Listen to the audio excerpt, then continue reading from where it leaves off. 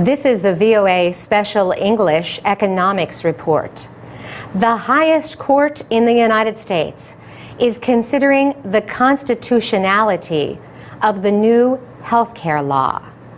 The Supreme Court heard arguments at the end of March over the question of what is called the individual mandate.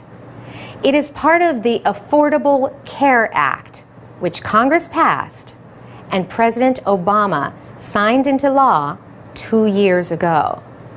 The individual mandate requires all Americans to buy health insurance by 2014 or face a fine. 26 states and a group representing small businesses say the law is unconstitutional. If the law takes effect, about 30 million Americans not currently covered will have to join the health insurance system. Supporters say this will reduce healthcare costs for all Americans. For opponents, the question is whether the federal government has the right to tell people what they can or cannot do. During arguments, Justice Antonin Scalia put the question this way. What is left? He asked. If the government can do this, what else can it not do? The Obama administration says the law has already helped millions of Americans. It says over 2 million young people have remained on their parents' health insurance plans since September 2010. Before then, many young people lost health coverage after they left home or reached a certain age. Healthcare costs are growing at a rate that many experts say cannot be supported. The Council of Economic Advisors advises the president on economic issues. It warns that at the current growth rate, healthcare spending will be responsible for 34% of the economy by 2040. Currently, healthcare is almost 1/5 of the economy. That is a big problem for the federal government. It pays for Medicare, health insurance for older adults, and Medicaid, the program for poor people. And as the population ages, more people will depend on these programs. During the oral arguments, Justice Stephen Breyer noted the importance of the issue. He said it shows there is a national problem, one that involves money, cost, and insurance. The High Court is expected to rule on the individual mandate in June, but the effects of the ruling are expected to influence healthcare policy for years to come. For VOA Special English, I'm Carolyn Presutti. For more business news, go to voaspecialenglish.com. From VOA Learning English, this is the Economics Report in Special English. The International Monetary Fund says worldwide growth is weaker than expected because of economic concerns in Europe and the United States. But there is some positive news. The number of cars being made is on the rise. That is a sign that the world's economy is moving in the right direction. Measuring economic progress, especially for groups like the middle class, is not easy. But a little-known economic indicator is beginning to gain acceptance. The so-called CAR Index is an attempt to measure the world's middle class based on the number of people who own cars. Experts say that the number of people who own cars in the developing world is rapidly increasing. That is because there are about 70 countries with a population of about 3 billion people who are quickly approaching an important income level, $4,000 per person. Experts say when that level is reached, a country's middle class increases very quickly. This rise in average income means greater demand for goods that are considered non-essential. And many of these goods are produced in Japan, Germany, and the United States. The International Monetary Fund says consumer spending in developed nations has fallen since the economic downturn of 2008. The fund's managing director, Christine Lagarde, points to the debt crisis in Europe and problems in the United States economy as threats to the global economy. Growth could be slower than the IMF had predicted earlier in the year. On the other hand, recent studies show consumer spending in developing countries has increased 3 times faster than in developed economies. For VOA Learning English, I'm Carolyn Presutti.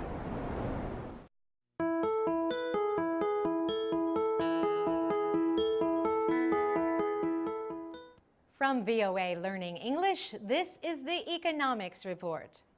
The Chinese meat processing company Wiht International is proposing to buy the American ham and pork producer Smithfield Foods. It would be the biggest purchase of an American company by a Chinese buyer. Ham and pork are the meat of pigs. Virginia ham is famous around the world. The town of Smithfield, Virginia, where the company started, calls itself the ham capital of the world. Larry Sancher is the sales manager for Smithfield Foods. He says the explorer Marco Polo brought a basis for curing ham to Italy from China. He says this kind of cured ham turned out to be the prosciutto that we know today. Later, settlers brought the formula for making prosciutto with them to the United States.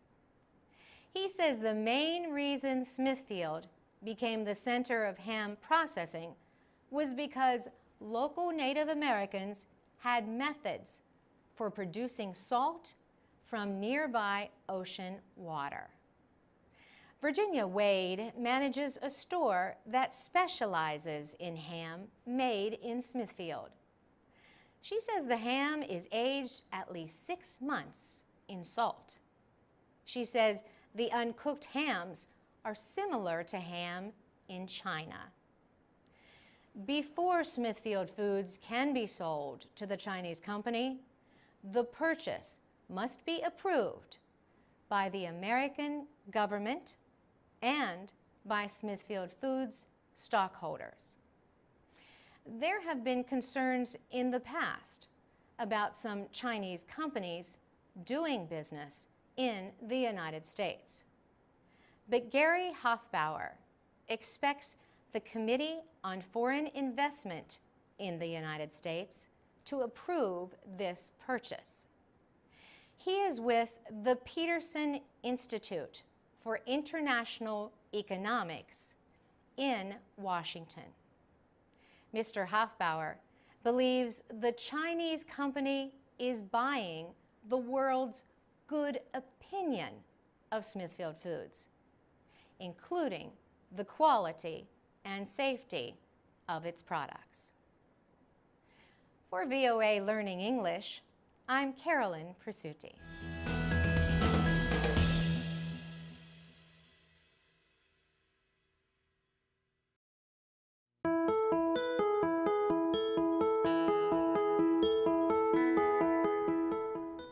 From VOA Learning English, this is the Economics Report.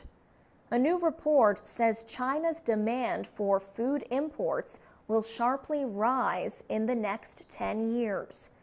The United Nations Food and Agriculture Organization and the Organization for Economic Cooperation and Development made the prediction. They say China will increase its imports of grains, oilseeds, and meat. Angel Gurria is Secretary General of the OECD. He says China's need for food is growing at a time when world food production is decreasing. Imports to China are expected to grow at a yearly rate of 3% to 1.7 million tons by the year 2022. China's imports of crops used to feed animals, called coarse grains, are expected to double by 2022, and imports of oilseeds are predicted to rise 41%. Angel Gurria says China's economic growth is fueling its hunger for imports. He says the country already has a big effect on world food markets. José Graziano da Silva is the head of the Food and Agriculture Organization. He says reducing the large amount of food that is now wasted would help meet the growing demand for food. The rise in the Chinese demand for food is expected to cause grain and other commodity prices to rise. Businesses are taking new steps because of China's influence on world food trade. Last month, the Chinese meat processing company Shuanghui announced a $7 billion offer for the American pork company Smithfield Foods. China is already the world's biggest importer of milk and soybeans. It is expected to become the world's biggest consumer of pork, passing the European Union within 10 years. The FAO and OECD say that will cause international pork prices to rise. For VOA Learning English, I'm Alex Villarreal.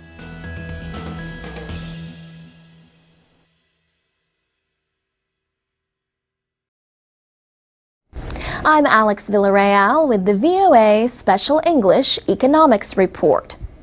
Few people had ever heard of the natural elements known as rare earth metals before a recent dispute between China and Japan. Yet these metals are used in devices like smartphones, flat-screen televisions, hybrid car batteries, MP3 players, and military equipment. In September, Japan detained a Chinese ship captain near disputed islands in the East China Sea. China denied that it stopped exports of rare earth metals to Japan to force his release. But the incident raised concerns. Japan is the world's biggest importer of rare earth metals, and China produces 97% of the world's supply. China says it sold almost $4 billion worth in 2008. But marketing professor George Haley at the University of New Haven in Connecticut says China has always kept prices low. He says, so unlike other minerals, the price of rare earth elements has actually fallen. Some countries with rare earth metals no longer mine them, including the United States. One reason is the low-cost imports from China. Another reason is concern about environmental damage. So, what are these rare earth metals? Well, most of them are not rare. That is just their name. Several are more common than copper, lead, or silver. People who remember the periodic table of the elements from chemistry class might recognize them. Rare earths include the 15 lanthanide metals, along with yttrium and scandium.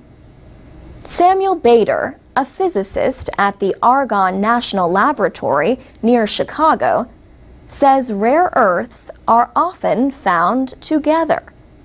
But Mr. Bader explains that the same properties that make them hard to refine also make them valuable. He says rare earth metals provide the world's strongest commercial magnets. This is why they're important. It's that simple. Rare earth magnets are lightweight and unaffected by conditions like high temperatures. So they work well in places like electric motors in hybrid vehicles or generators for wind turbines. Physicists use super powerful magnets to speed particles and control radiation, like X-rays. George Haley says they are found in electronics, fiber optics, and other products. They are important not just for the economic success of the United States, but for defense and job creation at home. Next week, we'll talk more about rare earth metals and an American company that plans to start mining them again. For VOA Special English, I'm Alex Villarreal. From VOA Learning English, welcome to the Economics Report in Special English. China has been struggling to deal with record levels of smog over Beijing. Recently, officials in several Chinese cities announced plans to trade carbon credits as a way to reduce air pollution. For many years, China considered economic growth more important than the environment. The nation remains hungry for energy, but it has also become the world's biggest producer of carbon gases. Beijing's smoggy days have made international news. Small particles in the air reduce visibility and threaten public health. Smog has been a concern in the city for years, but a sharp rise in pollution levels in January led to sharp criticism from many Chinese. Pollution from coal-burning power centers and factories is a big part of the problem. Now, officials hope to control industrial air pollution by creating systems to trade carbon credits. The trading systems or platforms would enable companies to receive credits for lowering greenhouse gas emissions. The credits can then be traded. The goal of these market-based platforms is to get businesses to invest in clean technology. Markets for carbon credits are expected to open this year in 7 cities, including Beijing, Shanghai, and Tianjin. Officials say the government has decided to start with pilot programs because carbon trading is something new. China wants to launch a national carbon trading program by 2016. Still, public pressure continues building on the government to find an answer to thick air pollution. Wu Changhua is with the Climate Group. She says the Chinese people are looking at more than jobs. They want a better environment, too. For VOA Learning English, I'm Alex Villarreal.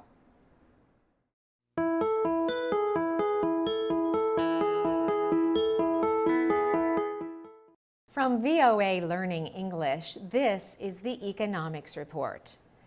Investors in the United States are preparing for the first public sale of stock in the Chinese company Alibaba. The company sells goods by linking buyers and sellers in the huge Chinese online market. Alibaba is expected to make its initial public offering, called an IPO, in September on the New York Stock Exchange. The total value of the company, based in Hangzhou, has been estimated at about $200 billion. Reports from Bloomberg News say Alibaba is offering investors a 12% share of the company. That would mean the company could raise more than $20 billion in the public stock sale. After the IPO, Alibaba could become one of the most valuable technology companies in the world. The e-commerce company is responsible for most online sales in China. It dealt with more exchanges last year than U.S. companies Amazon and eBay combined. And it has more than 230 million active buyers.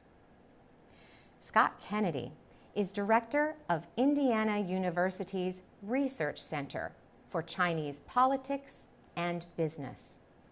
He says Alibaba has grown from a very small company 15 years ago to the main online seller in China.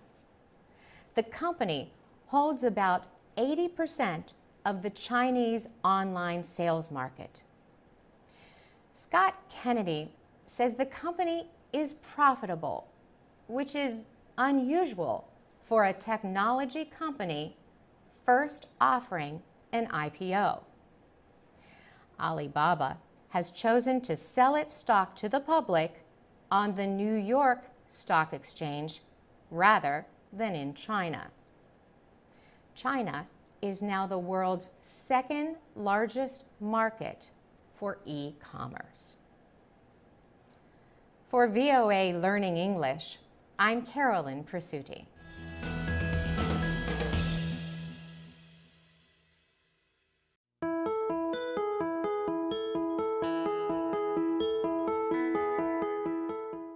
From VOA Learning English, this is the Economics Report.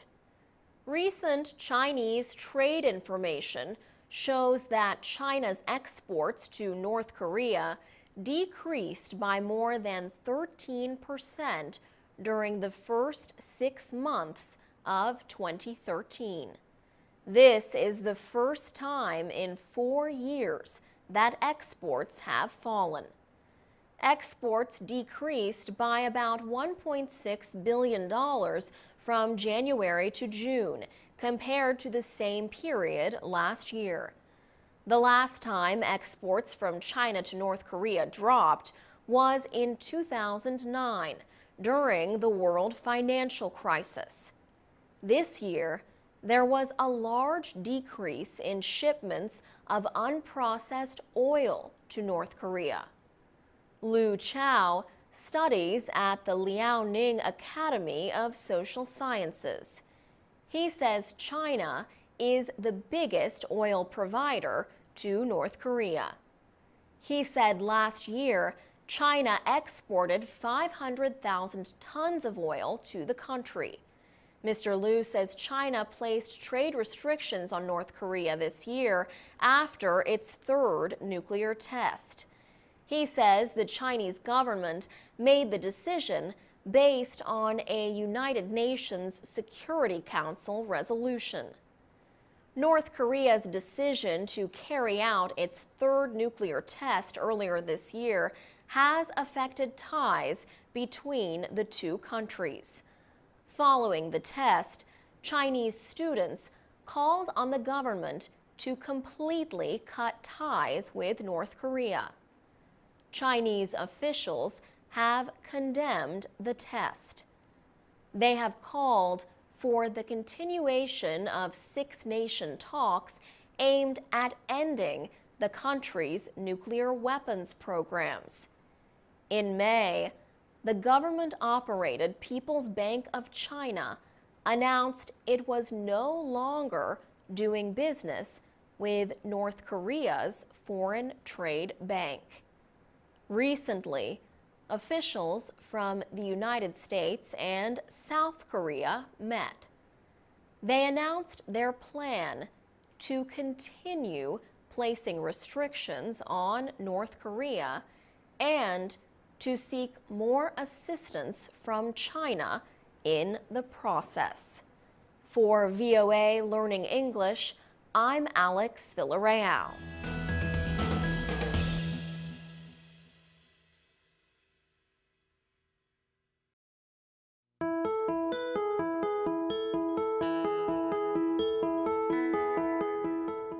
From VOA Learning English, this is the Economics Report.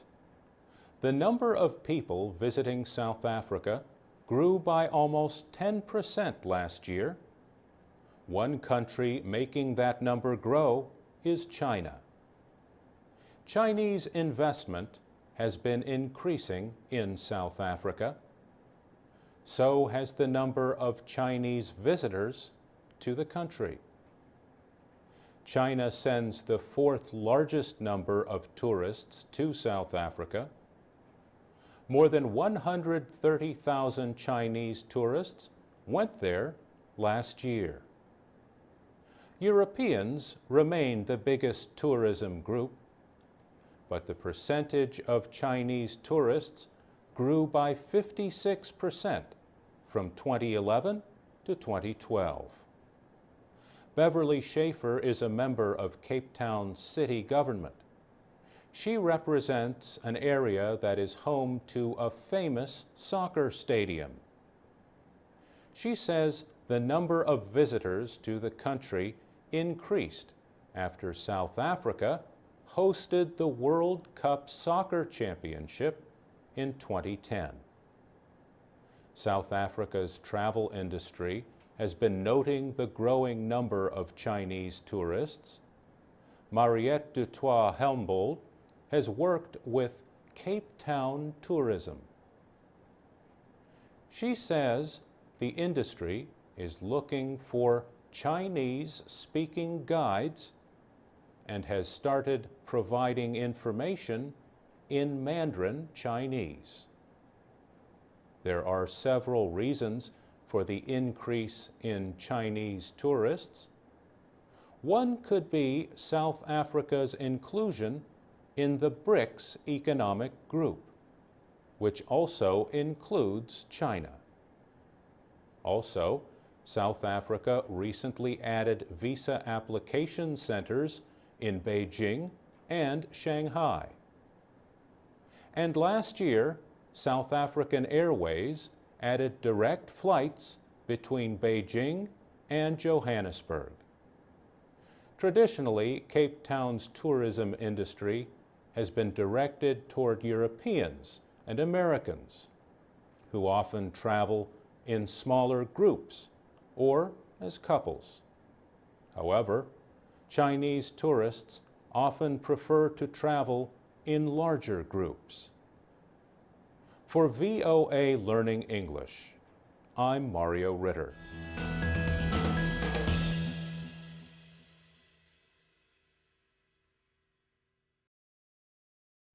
This is the VOA Special English Economics Report. Commodities are basic materials that are used and traded worldwide. The price of commodities helps determine how much a business can charge for a product and the profit it can make. Commodity prices have reached a 2-year high since falling sharply during the world financial crisis. Hard commodities are materials like iron ore, oil, and gold. Agricultural products are soft commodities. These include wheat, cotton, and rice. Economic measures show the world economy is recovering unevenly. China and India, for example, have reported strong growth in manufacturing. Developed nations have had slower growth. John James is a business professor at Pace University in New York State. He says demand in developing economies can push up prices for commodities like oil and iron ore used for making steel. But, he says, changing currency values can also influence prices. He says the increase in the price of commodities is a reflection of the instability of both the euro and the dollar. The best example of that is gold. Gold prices have reached record levels in recent months. That means gold dealers must pay more for the commodity now than they did only a year ago. That affects current prices. Not surprisingly, manufacturers want some control over the prices they pay for commodities. Futures contracts are agreements between a buyer and a seller to exchange something at a set price at some time in the future. These contracts let buyers lock in a price for basic materials. But some traders in futures markets only want to make a profit. They buy or sell contracts depending on the direction they believe prices will go. These speculators get blamed when prices rise or fall too quickly. The United States, Germany, and France are looking into ways to limit this kind of trading. Some experts say exporting commodities is not a good path to long-term economic growth. The United Nations recently reported that the least developed countries must change their economies to provide good incomes for their citizens. Supachai Panichpakdi leads the UN development group UNCTAD. He says the least developed countries need to cut dependence on commodities and manufacture products for export. He says only this will let them gain from world trade. For VOA Special English, I'm Alex Villarreal.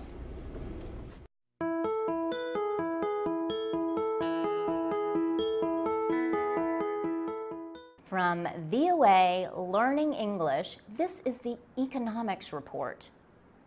Many Pakistanis are increasingly concerned about their economy. Safar Saeed directs an occupational training center in Islamabad, the capital. For the past 10 years, the center has trained thousands of people for work in an increasingly difficult economy. Now, the business is struggling with issues ranging from loss of electricity to inflation. Safar Saeed blames the government for the situation. He says his organization has suffered big financial losses in the last 5 years. One of the reasons is long power outages. Another reason is that inflation makes it hard for people to pay his fees, so they can learn skills that lead to income. Other people share his opinion. Street protests against power outages are common in Pakistan. Some outages can now last an entire day. Ashfaq Hassan Khan is a professor at the Nust Business School in Islamabad. He says there has been too little political will to fix the national tax system.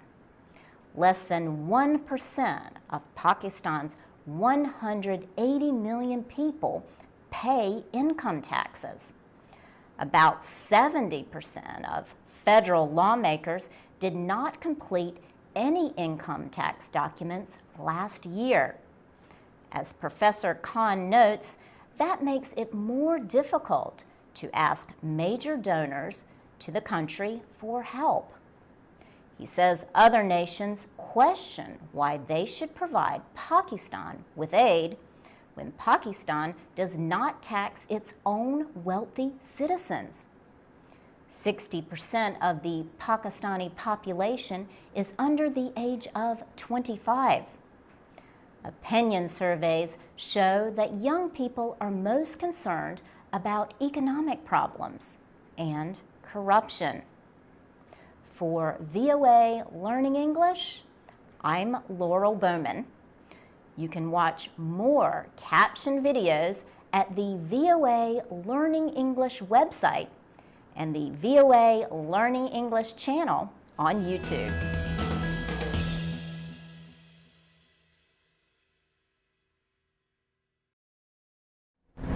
This is the VOA Special English Economics Report. About 350,000 newly unemployed people signed up for financial assistance in the United States during the first week of July. The nation's jobless rate was 8.2% in both May and June. Some employers say they would add employees if they could find workers with important technology skills. Some experts say better communication and technology could reduce this skills gap. Angel Guria is head of the Organization for Economic Cooperation and Development. He says even some well-educated people are having trouble finding work around the world. He says it is a tragedy that there are unemployed graduates while employers cannot find people with the skills they need. OECD officials say more than 44 million people are unemployed in the 34 wealthiest nations belonging to the organization. In the United States alone, nearly 13 million people are unemployed, but the country also has more than 3.6 million unfilled jobs. Experts say some positions are unfilled because those seeking work lack high technology skills. A company called Monster Worldwide is using some new technology it says can help solve that problem. Company official Earl Renison says computer programs called semantic search are able to process huge amounts of information. That includes millions of resumes to help connect skilled people with open jobs. Earl Renison says semantic search is designed to choose the right match from the words or expressions around a keyword. He says this helps it get the right match, even if a job posting, resume, or other documents use different words to express the same idea. He says better searches will lead to better matches and fill more jobs. Rich Milgram is head of a recruitment company called Beyond.com. He says another problem is that the people who are experts at finding just the right workers were the first ones out of work during the recession. He also says it will take time for companies to rebuild their workforces even if they have added new recruiters. The new recruiters do not understand the business that well because they are new, says Rich Milgram. They do not have a relationship with the hiring managers. Rich Milgram says companies in need of excellent workers have to do a good job of writing job advertisements that are understandable. And job seekers need to make it clear to hiring managers how they can help their companies. For VOA Special English, I'm Carolyn Presutti. From VOA Learning English, this is the Economics Report in Special English. Levels of corruption like bribery, abuse of power, and secret dealings are still very high in many countries. Transparency International has released its yearly Corruption Perceptions Index. The Berlin-based group rates 176 countries and territories with a number from 100 to 0. Bigger numbers are better. The index measures the perceived or apparent level of corruption in a country. The group uses information from the African Development Bank, the World Bank, and the World Economic Forum. Corruption takes many forms. Transparency International calls it the abuse of entrusted power for private gain. One common form is bribery, the use of money or gifts to persuade another person to do something wrong or illegal. Corruption is not easy to measure because it is secretive. But the World Bank has estimated that about $1 trillion in bribes are paid every year worldwide. Stealing public money is another form of corruption. Huguette Labelle is chair of Transparency International. She says the problem of corruption affects millions of people and limits their ability to get essential services like water, education, health, and licenses. A group of small developed nations scored highest on the new list. Denmark, Finland, and New Zealand received a rating of 90. Among large nations, the United States rated 73, while China rated 39. The countries with the greatest perceived level of corruption on the list are Somalia, North Korea, and Afghanistan, with scores of 8. Robin Hodes directs research at Transparency International. She says Transparency International needs evidence about how corruption works and needs to know where to target the reforms needed to promote accountability and integrity. The perceptions held by experts, businesses, and organizations are important. The World Bank notes that countries showing improvements had greater foreign investment and economic growth. For VOA Learning English, I'm Carolyn Presutti.